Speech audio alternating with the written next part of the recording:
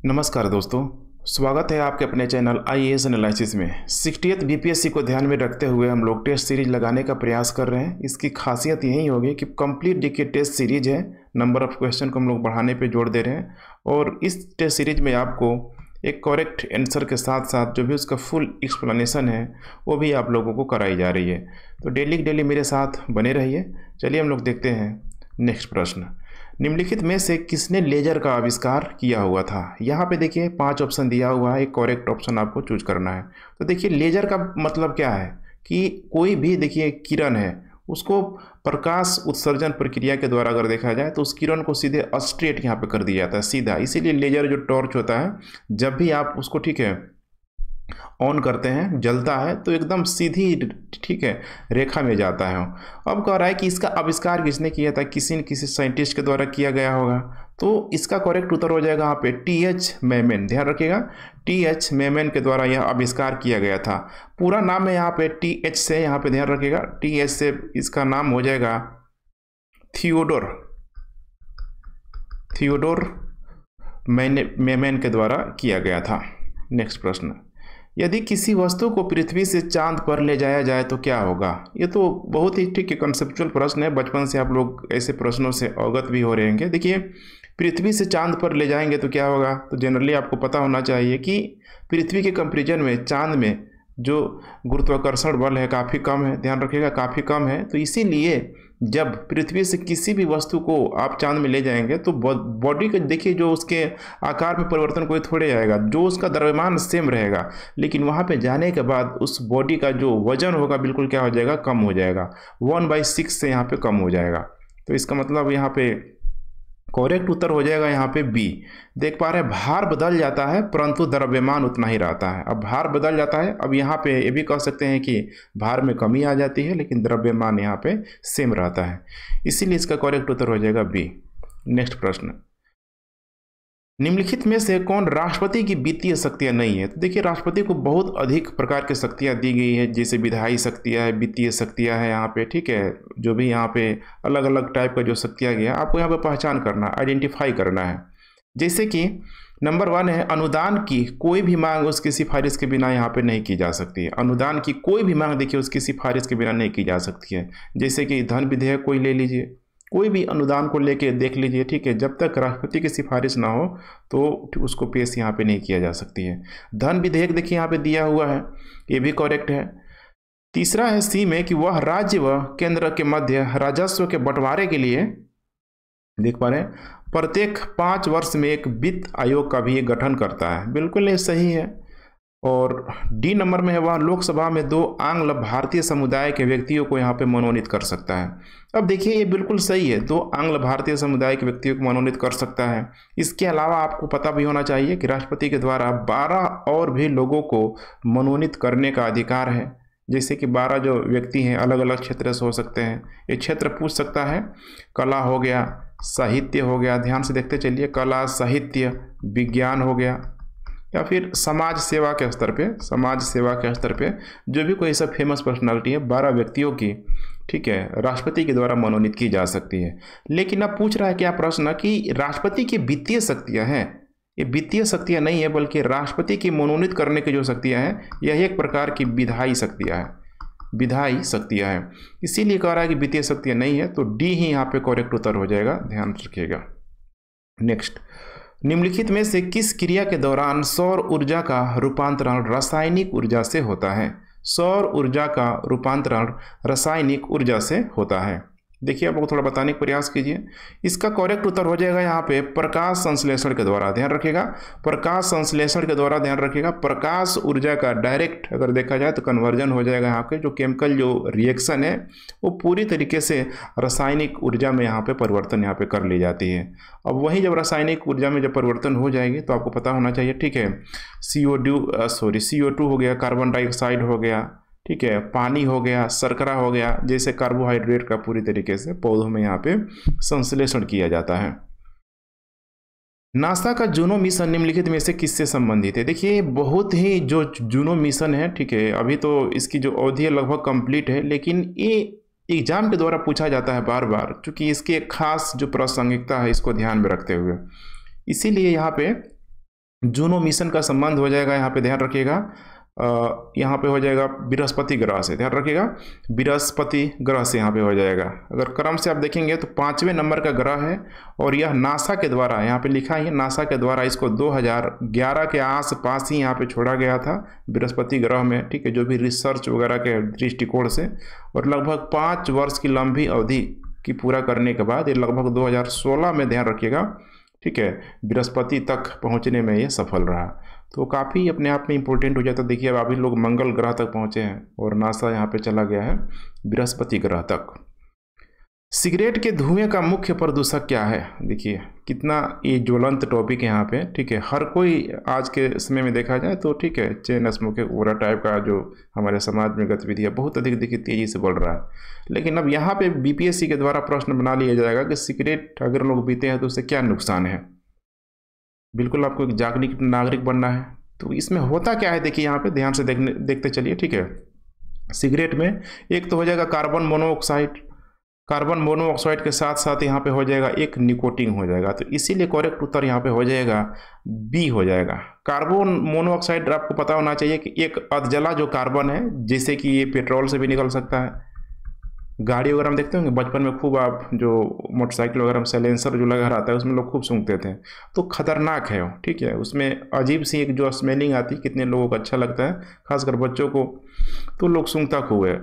Petrol हो गया, diesel हो गया, ठीक है, ईंधन हो गया, ठीक है। ईंधन में अब जैसे जीवाश्म ईंधन को भी ले सकते हैं। लकड़ी हो गया, जैसे कि बचपन में देखते होंगे, आज तो एक खैर ठीक है एलपीजी का ज़माना है, बहुत सारे घरों में गैस से खाना बन रहा है, लेकिन लकड़ी से जो पहले खाना बनता था, इसकी वजह से महिलाएं घर में अक्सर यहाँ पे बीमार पड़ती थी। तो ये कार्बन, ध्यान रखिएगा, मोनोऑक्साइड का सबसे बड़ा एक एग्जाम्पल के रूप में मौजूद है। अब यहाँ पे जो निकोटीन है, ध्यान रखिएगा, निकोटीन जो है जैसे कि बीड़ी हो गया, बीड़ी के साथ साथ गुटखा हो गया, ठीक है, इन सारे ही माध्यम से क्या होता है, तो ध्यान रखिएगा ये फेफड़े में पहुँचता है। फेफड़े में, ध्यान रखिएगा, पहुंचता है, फेफड़े में जाएगा, ठीक है, खून को पूरी तरीके से गंदा कर देगा। तार के रूप में, तार या इसको टार भी बोला जाता है, टार के रूप में जाके यह फेफड़ों में चिपक जाएगा। तो स्वाभाविक से है कि इंसान का तबीयत खराब हो जाएगा। वह जीव कौन सा है जो वायु प्रदूषण को मॉनिटर करता है? वह जीव कौन सा है जो वायु प्रदूषण को मॉनिटर करता है? ध्यान रखिएगा, वायु प्रदूषण को मॉनिटर करता है। देखिए इसको भी डे टू डे लाइफ से कनेक्ट कर सकते हैं। जैसे कि दिल्ली जैसे शहरों में अगर आप हैं या जहाँ पे थोड़ा प्रदूषण शहर है, तो शैवाल का आप लोगों ने नाम जरूर सुना होगा, ध्यान रखिएगा, शैवाल का, ठीक है। या फिर इसके साथ साथ आप लोगों ने लाइकेन का भी नाम सुना होगा। लाइकेन यहाँ पे ज़्यादा बेहतर होगा, क्योंकि ये जनरली आपको देखने के लिए मिल जाएगा विभिन्न प्रकार के, ठीक है, जैसे कि सतहों में देखने के लिए मिल जाएगा, पत्ती छालों में, पुराने जो दीवारों में, भूतल, चट्टान, सब में आपको देखने के लिए मिल जाएगा। हल्का हल्का ग्रीनरी कलर का आपको देखने के लिए मिल जाएगा। जैसे ही वायु प्रदूषण वहाँ पे बढ़ना शुरू हो जाएगा, और धीरे धीरे, ठीक है, ब्लैक पड़ना शुरू हो जाएगा, भूरे रंग का, मतलब इसका मतलब कि लाइकेन क्या हो रहा है, मर रहा है। शैवाल आपको, ठीक है, नदी तालाबों वगैरह में अधिकतर मात्रा में देखने के लिए मिलेगा। इसीलिए यहाँ पे जो बहुत अच्छा एग्जाम्पल हो सकता है, ध्यान रखिएगा, लाइकेन। लाइकेन जहाँ नहीं है, ठीक है, जिस जगह पे पहले था लेकिन अब नहीं है, तो उसका एक बहुत बड़ा कारण होगा वायु प्रदूषण। ध्यान रखिएगा, वायु प्रदूषण। निम्नलिखित में से कौन सी एक ग्रीन हाउस गैस है? निम्नलिखित में से कौन सी एक ग्रीन हाउस गैस है? तो इसमें देखिए बहुत सारा गैस यहाँ पे दिया हुआ है। ग्रीन हाउस गैस की बहुत लंबी चौड़ी लिस्ट है, ठीक है, लेकिन उसमें से कम से कम 5 से 6 लिस्ट आपको हमेशा ध्यान रखना है, जो अक्सर एग्जाम में पूछा जाता है। तो कार्बन डाइऑक्साइड एक, ध्यान रखिएगा, ग्रीन हाउस गैस है, लेकिन बाकी जो sulphur dioxide, nitric oxide, ethane, यह एक ग्रीन हाउस गैस यहाँ पे नहीं है। कार्बन डाइऑक्साइड के अलावा आप देखेंगे तो नाइट्रस ऑक्साइड हो जाएगा, ठीक है, नाइट्रस ऑक्साइड, और यहाँ पे क्या दिया है, नाइट्रिक ऑक्साइड दिया है, ध्यान रखिएगा, इसीलिए गलत है, नाइट्रस ऑक्साइड। इसके अलावा आपको हो जाएगा मीथेन, मीथेन के साथ हो जाएगा क्लोरोफ्लोरोकार्बन, वाष्प को भी इसी कैटेगरी में डाला जाता है, ठीक है, ओजोन को भी इसी कैटेगरी में डाला जाता है। तो ऐसे 5-6 नाम है, आपको हमेशा ध्यान रखना है, ये जनरली, ठीक है, इस प्रश्न को पूछा ही जाता है। पृथ्वी के वायुमंडल में निम्नलिखित में से किस तत्व का प्रतिशत सबसे अधिक होता है? ये तो बहुत आप लोग बचपन से ही पढ़ रहे होंगे, ठीक है, NO2 की मात्रा, ध्यान रखिएगा, नाइट्रोजन की मात्रा सबसे यहाँ पे अधिक होती है, लगभग 78% के आसपास। ठीक है, एग्जैक्ट डेटा देखें तो 78.09 के आसपास सिर्फ और सिर्फ नाइट्रोजन की मात्रा ही होती है। नाइट्रोजन के बाद यहाँ पे कौन आ जाता है, तो ऑक्सीजन आता है। ठीक है, लेकिन यहाँ पे ऑक्सीजन है नहीं, कार्बन है, फास्फोरस है, हाइड्रोजन है। ठीक है, तो नाइट्रोजन के बाद यहाँ पे जैसे कि यहाँ पे कार्बन भी दिया हुआ है, ठीक है, फास्फोरस भी दिया हुआ है, हाइड्रोजन भी दिया हुआ है। तो इसकी जो मात्रा है वायुमंडल में सबसे कम है, सबसे अधिक यहाँ पे ध्यान रखिएगा नाइट्रोजन, और उसके बाद यहाँ पे हो जाएगा ऑक्सीजन। ऑक्सीजन का लगभग आपको मात्रा हो जाएगी 21% के आसपास। ठीक है, 20 से 21% के आसपास। नेक्स्ट है यहाँ पे निम्नलिखित में से कौन चूहों के विष के रूप में प्रयोग होने वाला दवा का रासायनिक नाम है। चूहों के विष के रूप में प्रयोग होने वाला दवा का रासायनिक नाम है। अधिकतर मात्रा में ले तो इंसान भी, ठीक है, मर सकता है, क्यों नहीं मर सकता है। तो यहाँ पे देखिए इसका करेक्ट उत्तर हो जाएगा यहाँ पे जिंक फॉस्फेट। ठीक है, जिंक फॉस्फेट, ठीक है, जिंक फॉस्फेट, इसीलिए करेक्ट उत्तर हो जाएगा डी। निम्नलिखित में से कौन सा सही सुमेलित नहीं है। देख चलिए इसको सही करना है, मॉडर्न हिस्ट्री का प्रश्न है। मोपला विद्रोह, पावना विद्रोह, कुका विद्रोह, एका आंदोलन। अब मोपला विद्रोह है तो केरल में हुआ था, पता ही होना चाहिए आपको। ठीक है, जमींदारों के खिलाफ अगर देखा जाए तो ये छेड़ा गया था। पावना विद्रोह ये भी बंगाल ही में था, ये भी अगर देखा जाए तो बंगाल में जमींदारों के खिलाफ ही एक तरीके से चल रहा था। कुका विद्रोह हो जाएगा पंजाब में। ठीक है, कुका विद्रोह में जो नामधारी जो सिख पंथी के लोग थे वहाँ पे बड़ी मात्रा में, ठीक है, गायों को काटा जा रहा था, मारा जा रहा था, तो कुका विद्रोह वहाँ पे चला। एका आंदोलन का संबंध यहाँ पे राजस्थान, जो कि ये गलत है, ध्यान रखिएगा। एका आंदोलन का संबंध, ठीक है, ये यहाँ पे हो जाएगा 1921 में, ध्यान रखिएगा 1921 में ये अवध में किया गया था। अवध के किसानों के द्वारा किया गया था, जब उनके लगान में 50% से अधिक की बढ़ोतरी कर दी गई थी। नेक्स्ट, इंडियन ओपिनियन पत्रिका का प्रथम संपादक निम्नलिखित में से कौन था। ठीक है, इंडियन ओपिनियन का, तो देखिए इंडियन ओपिनियन जहाँ तक मुझे ध्यान आ रहा है, ठीक है, इसके जो मतलब कह सकते हैं कि जो शुरुआती कर्ता थे, जो शुरू किया था, ठीक है, महात्मा गांधी के द्वारा किया गया था, महात्मा गांधी के द्वारा किया गया था। लेकिन यहाँ पे वो नहीं पूछ रहा, प्रश्न पूछ रहा है कि प्रथम संपादक के रूप में कौन थे। तो प्रथम संपादक के रूप में यहाँ पे करेक्ट उत्तर हो जाएगा मनसुख लाल नजर, ध्यान रखिएगा, मनसुख लाल नजर। ठीक है, और शुरुआत किया कि किसके किया, मैंने किसके द्वारा किया गया था, तो इंडियन ओपिनियन की शुरुआत महात्मा गांधी के द्वारा। इसके प्रथम जो शुरुआत, ठीक है, संपादक के रूप में, एडिटर के रूप में कह सकते हैं मनसुख लाल नजर। निम्नलिखित में से कौन 1885 में स्थापित बम्बई प्रेसिडेंसी एसोसिएशन के संस्थापकों में से एक था। बम्बई प्रेसिडेंसी एसोसिएशन के संस्थापकों में से यहाँ पे एक था। ठीक है, तो बम्बई प्रेसिडेंसी का स्थापना पहले तो आप देख पा रहे हैं यहाँ पे 1885 में यहाँ पे, ठीक है, किया गया था। इसमें कुछ नाम है, जैसे कि फिरोज शाह मेहता यहाँ पे काफ़ी फेमस नाम है जहाँ तक मुझे ध्यान आ रहा है। फिरोज शाह मेहता के साथ साथ केटी तलंग का आप लोगों ने नाम जरूर सुना होगा। केटी तलंग हो गया, बदरुद्दीन तैयब जी, ठीक है, तैयब जी, ऐसे सारे नाम थे, ठीक है, जो कि इसमें से नहीं दिया होगा, इसीलिए करेक्ट उत्तर हो जाएगा यहाँ पे बी। नेक्स्ट, अफतानी कपड़ा उत्पाद का संबंध किससे है। तो ध्यान रखिएगा इसका संबंध अरुणाचल प्रदेश से है। अफतानी का मतलब वहाँ की जो एक जनजाति है, अफतानी जनजाति के रूप में ही उनको जाना जाता है, उन्हीं जनजातियों के नाम पे, ठीक है, ये अफतानी कपड़ा यहाँ पे दिया गया है। ठीक है, तो उन जनजातियों के द्वारा, ये देखिए, अफतानी जनजातियों के द्वारा कपड़ा की बुनाई की जाती है। ठीक है, कपड़ा की बुनाई की जाती है, तो आप एक बुनाई का प्रकार भी इसे आप कह सकते हैं, अफतानी बुनाई भी जिसे बोला जाता है। तो करेक्ट उत्तर हो जाएगा यहाँ पे अरुणाचल प्रदेश। ठीक है, इनके द्वारा, ठीक है, मांग किया गया था कि अफतानी कपड़ा को यहाँ पे जियोग्राफिकल इंडिकेशन यहाँ पे दिया जाए, जीआई टैग इनको भी मिलना चाहिए, इसीलिए चर्चा में रहा था। हाल ही में प्रधानमंत्री श्री नरेंद्र मोदी ने किस राज्य में सावराकुड्डू पनबिजली परियोजना का उद्घाटन किया हुआ है। किस राज्य में किया गया है, तो एक किया गया, ध्यान रखिएगा, हिमाचल प्रदेश में। हिमाचल प्रदेश में, ठीक है, लगभग इसकी जो टोटल कॉस्ट है 11,000 करोड़ का इसमें आवंटन किया गया है। नदी की बात करें तो इसमें एक नदी है हिमाचल प्रदेश में, पब्बर नदी। इसी पब्बर नदी में सावराकुड्डू पनबिजली परियोजना का, ठीक है, कार्य प्रारंभ चल रहा है। मदन मोहन मालवीय के संदर्भ में असत्य कथन यहाँ पे कौन है, ध्यान रखिएगा असत्य। एग्जाम में बहुत विशेष ध्यान देने की जरूरत होती है कि सत्य पूछ रहा है असत्य पूछ रहा है, तो इसे आप विशेष तौर पे ध्यान देंगे। चलिए देखते हैं हम लोग। मदन मोहन मालवीय कह रहा है कि उन्होंने 1916 में वाराणसी में बनारस हिंदू, ठीक है, विश्वविद्यालय की स्थापना की थी। बिल्कुल सही है, ठीक है, क्योंकि यहाँ पे पूछ रहा है असत्य, तो असत्य तो नहीं है, बिल्कुल सही है, उनके द्वारा किया भी गया था। उन्हें भारत सरकार ने 2015 में मरणोपरांत भारत रत्न से सम्मानित भी किया गया था। ये भी बिल्कुल करेक्ट स्टेटमेंट है। महात्मा गांधी ने उन्हें महामना की उपाधि दी थी, ये भी बिल्कुल करेक्ट है। वे कभी भारतीय राष्ट्रीय कांग्रेस के अध्यक्ष नहीं रहे। अब यही है कि वे कभी भी भारतीय कांग्रेस के अध्यक्ष नहीं रहे, ये स्टेटमेंट यहाँ पे आपका गलत हो जाएगा, ध्यान रखिएगा। अगर देखा जाए तो लगभग 1909 में, 1916 में, इसके अलावा 1932-33 में, 1932-33 के आसपास अगर देखा जाए तो ये जो मदन मोहन मालवीय थे भारतीय राष्ट्रीय कांग्रेस के अध्यक्ष रह चुके हैं।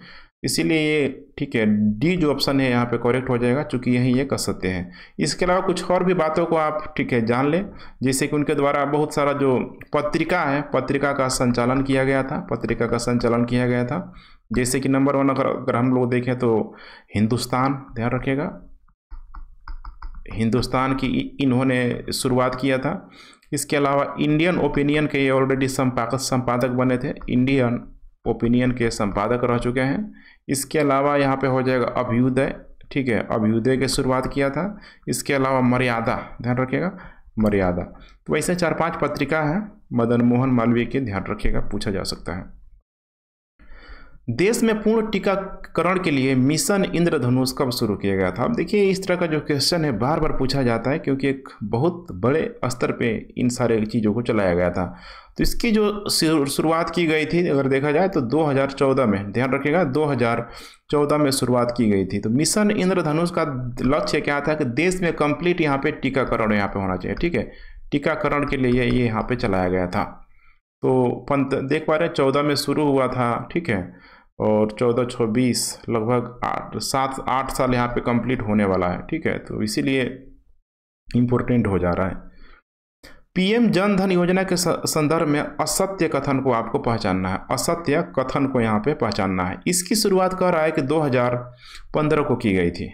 अब आपको, ठीक है, थोड़ा सा अपडेट होंगे तो अब पता होगा कि 2014 में जब बीजेपी की गवर्नमेंट बनी थी तो उसी समय इसकी शुरुआत कर दी गई थी, तो 2014 हो जाएगा। तो यहाँ पे असत्य कथन ये हो जाएगा। इसके तहत लाभार्थियों की कुल संख्या की जो है 44 करोड़ का आंकड़ा यहाँ पे पार कर गई है, बिल्कुल ये भी सही है। इसका उद्देश्य देश में लोगों को बैंकिंग सुविधाओं तक सार्वभौमिक पहुंच प्रदान करना था, ये भी सही है।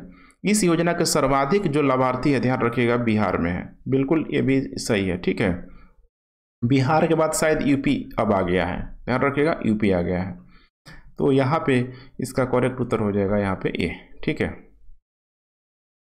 नेक्स्ट, हाल ही में किस राज्य ने ट्रांसजेंडरों को पुलिस में 1% आरक्षण देने की घोषणा की गई है? तो देख पा रहे गुजरात, तेलंगाना, केरल, कर्नाटक। तो उत्तर भारत में तो देखिए ये हो नहीं रहा है। जब भी होगा इस तरह की जो प्रगतिशील चीज़ें हैं जनरली दक्षिण भारत में आपको देखने के लिए मिलेगी, लेकिन दक्षिण भारत में भी 2 राज्य दिया हुआ है, देखिए केरल भी दिया है और कर्नाटक दिया है। और ये जो प्रोग्रेसिव जो स्टेप उठाया गया है कर्नाटक गवर्नमेंट के द्वारा, जो ट्रांसजेंडरों को पुलिस में, ध्यान रखिएगा, 1% आरक्षण देगी। भारतीय अंतरिक्ष अनुसंधान संगठन की स्थापना कब की गई थी? भारतीय अंतरिक्ष अनुसंधान संगठन की स्थापना कब की गई थी? ठीक है, बताइए आप लोग, बहुत इंपॉर्टेंट सवाल है। इसकी जो स्थापना की गई थी 1969 में, ध्यान रखिएगा, 1969 में एक स्वतंत्र अंतरिक्ष अनुसंधान के रूप में यहाँ पे किया गया था। लेकिन अभी देखिए, अभी देख रहे होंगे आप लोग की जो इसरो की ही जो एक जो शाखा है जिसको न्यू स्पेस इंडिया बोला जाता है, न्यू स्पेस इंडिया जिसको बोला जाता है, ये देखिए पीएसएलवी के माध्यम से बहुत सारे देशों की जो सैटेलाइट उसको भी छोड़ रही है। तो न्यू स्पेस इंडिया, ध्यान रखिएगा, न्यू स्पेस इंडिया एक कमर्शियल, ठीक है, एक कमर्शियल शाखा के रूप में, इसरो की कमर्शियल शाखा के रूप में डेवलप हो रही है। तो काफ़ी अच्छी पहल है। नेक्स्ट, 1907 में सूरत में भारतीय राष्ट्रीय कांग्रेस के विभाजन का मुख्य कारण क्या था? 1907 में सूरत में। तो देखिए, आप लोग पढ़े भी होंगे मॉडर्न हिस्ट्री, इसमें सबसे इम्पोर्टेंट कारण यही था कि जो भी नरमपंथी लोग थे, नरमपंथी लोग चूंकि अंग्रेजों से बात के माध्यम से, कम्युनिकेशन के माध्यम से ही उस चीज़ को यहाँ पे रिजल्व आउट करने का प्रयास कर रहे थे।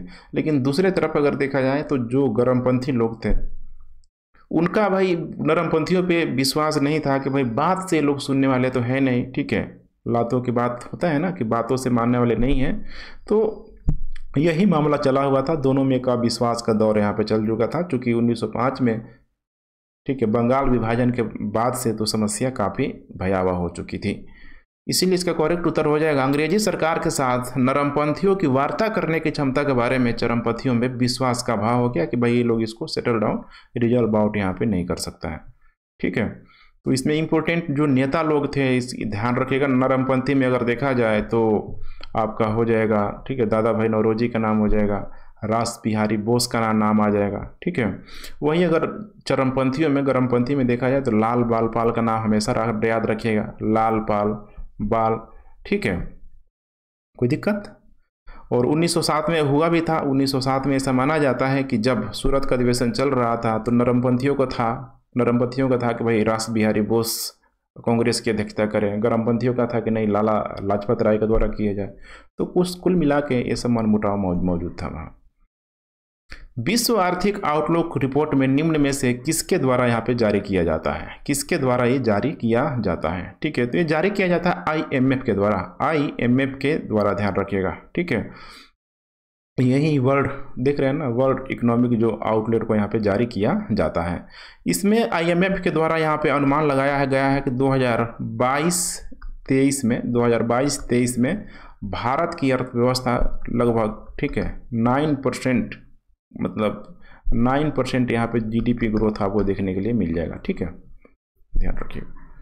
Next, investment trends monitor report किसके द्वारा जारी किया जाता है, इन्वेस्टमेंट, ठीक है, ट्रेंड्स मॉनिटर रिपोर्ट किसके द्वारा मतलब रिलीज किया जाता है। इसका करेक्ट उत्तर हो जाएगा, देखिए, अंकटाट के द्वारा, ध्यान रखिएगा, अंकटाट के द्वारा इसको यहाँ पे जारी किया जाता है। इसमें, ठीक है, FDI वगैरह के फॉरेन, ठीक है, डायरेक्ट जो इन्वेस्टमेंट की यहाँ ये बात करता है कि भाई कितना आने वाला है, ठीक है। इसमें कुछ 2021-22 का डेटा, 2022-23 का डाटा, कुछ इस टाइप का डेटा को लेके बताने की कोशिश करता है। इलेक्ट्रिसिटी मार्केट रिपोर्ट किसके द्वारा जारी की जाती है, इलेक्ट्रिसिटी मार्केट रिपोर्ट किसके द्वारा जारी की जाती है, ये जारी की जाती है अंतर्राष्ट्रीय ऊर्जा एजेंसी के द्वारा, ध्यान रखिएगा, अंतर्राष्ट्रीय ऊर्जा एजेंसी के द्वारा। और बहुत अच्छी पहल है इसके द्वारा जो, ठीक है, इलेक्ट्रिसिटी मार्केट रिपोर्ट जारी की गई है, लगभग द्विवार्षिक 2 बार साल में की जाता है। ये बार बार कह रहा है कि भाई हर एक देशों में जो इलेक्ट्रिसिटी की मांग, ठीक है, दिन प्रतिदिन बढ़ रही है, तो अब जो बहुत सारे देशों की जो सरकार के द्वारा जीवाश्म ईंधन की तरफ, ध्यान रखिएगा, जीवाश्म ईंधन की तरफ है यहाँ पे रुख कर रहे हैं बहुत बड़े पैमाने पे। अब जीवाश्म ईंधन पे देखिए रुख कर रहे हैं, तो ये तो इतना आसान तो नहीं है, ठीक है, क्योंकि इसकी भी एक लिमिटेशन है, तो ख़त्म होने के भी यहाँ पे संभावना अधिक है। लगभग पूरे वैश्विक मांग पे देखा जाए तो लगभग 6% की अभी तक जो इलेक्ट्रिसिटी की जो मांग है बढ़ चुकी है। हाल ही में चर्चा में रहा, देख पा रहे हैं, ठीक है, 1994 PC1 यहाँ पे क्या है, PC1 यहाँ पे क्या है, बहुत चर्चा में रहा था, ठीक है। आप लोग न्यूज़ से अगर, ठीक है, अपडेट होंगे तो आपको पता भी होगा, ठीक है। तो इसका करेक्ट उत्तर हो जाएगा, यह एक प्रकार का, ध्यान रखिएगा, क्षुद्र ग्रह है। 1000 मैंने एक क्षुद्र ग्रह है। 2022 में लगभग जनवरी के महीने में बिल्कुल पृथ्वी के पास से गुजरा हुआ था, ध्यान रखिएगा, बिल्कुल पृथ्वी के पास से यह गुजरा हुआ था। इसका एक और नाम है 7482 के नाम से भी यह जाना जाता है। यह एक पथरीला क्षुद्र ग्रह के रूप में मौजूद है और संभावित इसको खतरा की कैटेगरी में रखा गया है कि पृथ्वी से कहीं टकरा ना जाए, तो इसीलिए फेमस में रहा, ठीक, इसीलिए चर्चा में रहा है, ठीक है। तो ठीक है फ्रेंड्स, देखिए 25 क्वेश्चंस फिर से आज हम लोगों ने कंप्लीट कर लिया। इसी तरीके से हम लोग डिटेल, ठीक है, एक्सप्लेनेशन के साथ चीज़ों को बारी बारी से कंप्लीट करते चलेंगे। तो डेली आप लोग देखते रहे। Thanks for watching. जय हिंद।